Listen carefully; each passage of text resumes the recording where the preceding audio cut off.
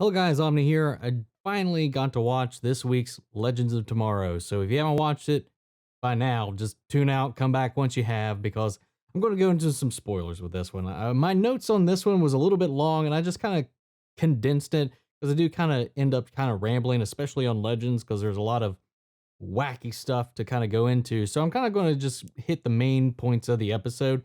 So after last week's episode, where Ray and John had this talk about, seize the moment, take the day, marry Nora, all that stuff. Ray is finally going to act in that. So he puts together this whole big old date thing and where he's going to propose.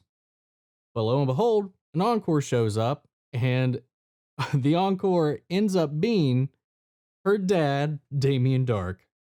And this is where all of the antics ensue. And just seeing him back is a just a juicy treasure, a treat. Because I love that actor, man. He doesn't get enough credit where it's due. He sells this role and he chews up every scene he's in. I adore him. I mean, the season he was introduced in, as far as Arrow is concerned, is one of the weaker seasons. And they do kind of throw back to it a little bit here with how things kind of wrap up towards the end, but we'll get there when we get there. He's just awesome. Seeing him come in, and Nora is like surprised, taken aback that the encore's her dad, and she's like, "Oh, I don't want him to like not. I want him to be proud of me. I don't want him to. Oh God, what if he finds out that I'm dating this Boy Scout? What if he finds out I'm a fairy godmother and not a evil sorceress or whatever?" So she, to protect Ray and everybody else, and also to, not taint her image in her father's eyes, hides Ray with her goddaughter and, sends them back to the Wave Rider, where Ray tries to occupy Peppa with his favorite show as a kid, which is a Mr. Rogers spinoff, Mr. Parker. And he sits the kid in front of that to kind of distract them. And that comes back a little bit later. But there's Nora's still at Constantine's house, where they were all going to do this whole thing was going to go down. All the stuff that Ray had set out is already there. And, immediately when Damien shows up, he's like, wow. He notices the house is magical, full of magical relics and all this stuff. He's like, wow, this place is fit for an evil sorceress. Oh my gosh, I'm so proud of you. And all this junk. And then, Sarah and Ava end up breaking in because they're after the encore. And, Nora, when Damien's distracted, she like mouths the signs and gets them to kind of play along as her henchwomen. And it just goes out of hand from there, calling them he calls them the help, how she just must be so powerful if she was able to persuade, or really evil if she was able to persuade and get, the goody goody Ava and Sarah Lance onto her side and under her leadership. And that whole thing played out. And then Constantine finally gets away, and there's this moment, of course, where Charlie is still trying to like impede Constantine's actions. So she disguises herself as Nate, tries to send him on a wild goose chase until he like finds the real Nate later and realizes that it was just Charlie messing with him and trying to like keep him from getting to the loom. He's tired of it and he magics himself back to his house, where he finds Nora and Damien Dark, and they start to have a magical scuffle for a moment until Nora breaks it up, and then he's like, no, this is actually his house. Or it's like Damien's like, oh, she broke into your house, and he's like, no, technically it's our house. But then he's like impressed because then she's dating this powerful warlock, and he gets swept up with that, so they just go along with it. And it gets dumber from there because Ray realizes that he left the ring he was going to propose to her with in the chocolate mousse that they were using as part of the little ritual that was going to remove his encore abilities so that he would just be left as a normal mortal at the end of this. Left that in there, and that got distributed all with the whole party there, and they end up having this little dinner with everybody as Ava and Sarah are serving.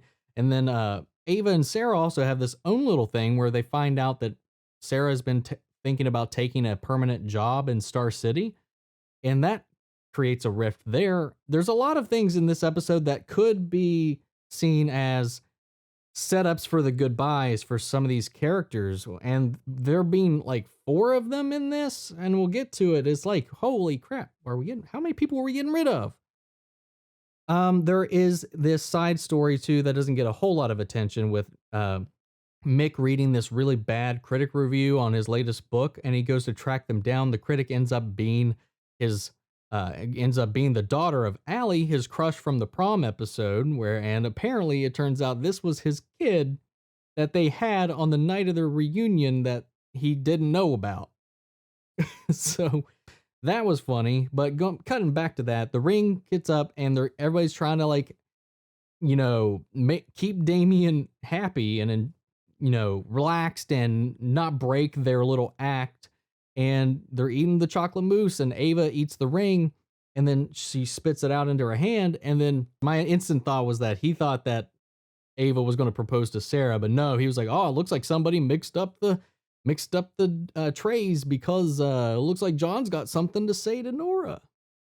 So John goes along with it and does this very shaky, shoddy proposal to Nora. And then Ray comes back, and he's there because Peppa got impatient and summoned herself to the area, and mouthed to her or whatever that, yeah, this is what I was gonna do. And when it kind of comes down to it, because Damien's like excited because it's like, oh, these 2 powerhouse sorcerers are gonna get married and hitched and form this coven, and she finally comes clean about the whole situation, and that she's dating Ray, that she's actually a fairy godmother, that she's good, she's not evil, this is John's house, they're just hanging out and they're all just friends. And he doesn't take that too well. He's like, you all tainted my Nora. You turned her against me. You have done that yourself. And he force chokes everybody, all of them. And right before Sarah is able to get to him with the Genghis Khan sword that deletes you from existence, he takes that as well, and he gets a hold of it. And at a last-ditch moment, Peppa freaks out and just wishes everybody into Mr. Parker. And they all kind of embody these roles of Mr. Parker as characters in the show. Of course, Ray is Mr. Parker and is leading this along while trying to work out everybody else's conflicts. So Nora and Damien have to come to an understanding. John and Charlie have to come to an understanding. And Ava and Sarah get turned into puppets again.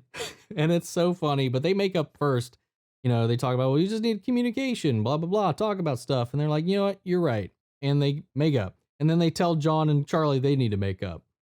And they do. They agree that they come to the agreement that at least John promises that if she helps him find the loom, because it's very likely if she can sense that it's all back on the same earth, then her sisters surely could too.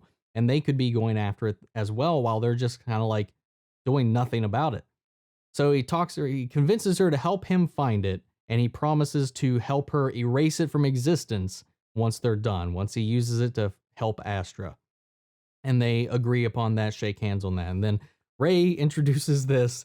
You know how like in an intervention, sometimes you'll have like a talking pillow or some kind of item that to keep everything even and distribute and allow everybody to say their piece. You have this item that is like, you make this a conscious agreement to only talk when you're the one holding the thing so that you can say things uninterrupted. Well, this magically does that. And it's the talking sombrero, and Ray's holding it on and puts it on just as Damien's finally getting fed up with all this stuff. And he does this thing that I cannot recreate. So here it is. Please make it stop. Make it just stop. I am going to just... Only the person wearing the safe space sombrero may speak. I lost it. It's so freaking funny. And the rest of this plays out. Nora and Damien vent their frustrations that she finally has a life that she chose, that he forced everything on her, and he ultimately did all of the things he did for her, and he comes to the understanding of that. He accepts all of her changes, accepts who she is. It's honestly a touching moment, and it's mostly because of the chemistry between the actors and just the way they play it off. Really liked it. So they decide here and now, while Damien's still in the mortal coil, to get married because Nora will have her father there. They have this wedding for Nora and Ray. And just before it wraps up, Damien pulls Ray aside and really thanks him for everything and asks him to make a promise to him to support her in her endeavors in this life that she's chosen, and that he doesn't think that he can do that from the Wave Rider. He's like, if you really want to support her, you need to have a life and build it together in the real world. And, Ray agrees. So this is how we're going to lose Ray and Nora from the show. Guaranteed. I mean, I've been waiting. I've been trying not to talk about this too much here to avoid spoilers, but they're leaving the show. If you want, I don't know the exact details, at least leading up to this, it was very much speculated, at least, that the actors themselves were kind of ready to take their leave. But from what I heard, at least on the podcast Inside You with Michael Rosenbaum, he had Brandon Routh on there, and it seems like they got forced out. So I'm not sure what's going on there, how that goes, but I still I try to leave all that behind the scenes drama out of my enjoyment of the shows, but it will be sad to see them go. But I think they're giving them a fair send off, assuming nothing bad happens to them after this. As Damien tries to sneak out of the wedding, he's stopped by Sarah, and he's talking about how, at the end of this, he's just going to be going right back to hell to be tortured for eternity for everything that he's done because he didn't hold up his end of the bargain to become an Encore. He was supposed to come to Earth and destroy stuff and cause pain and mayhem, and he didn't. He just came to check on his daughter to make sure she was okay. And he gets emotional.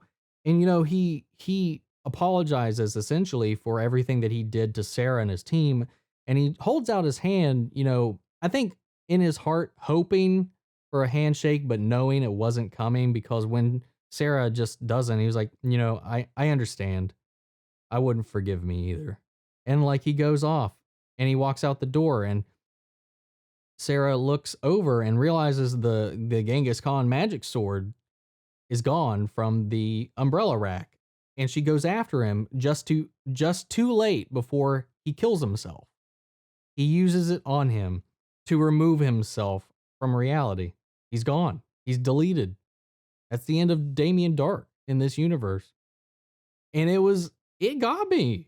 It was really effective, especially if you've been following everything for so long from the very beginning, like I have. It had a lot of resonance for it. So this was a really strong episode. And honestly, I kind of regret not reacting to it, but it's hard to judge that with some of these other shows. And it's just on top of everything else going on. I mean, I just can't feasibly do it. And I feel bad for that, because there were some good reactions in this one, to be completely honest, and I loved it. I really like this episode. Legends is always kind of hit or miss. At the least, it's always kind of fun, and it lifts the spirits and does what it does, and it just has fun with the wackiness that it has ensue with it. But that's my thoughts on the episode, guys. I hope you all like it. I hope you all like this video. I would love to hear your opinions, your thoughts on this episode, the season so far, on Damien Dark, Nora, the Brandon Routh situation, them leaving the show, how you think this send-off will go. Do you think this is it? Leave all your thoughts down in the comments below. We'll carry on that conversation after the video. And if you like the video, guys, as always, support the channel by liking, commenting, subscribing. I really appreciate it. And I appreciate you all who tune in and watch. And I'll catch you guys next week in the next episode of Legends of Tomorrow. Take care, everybody.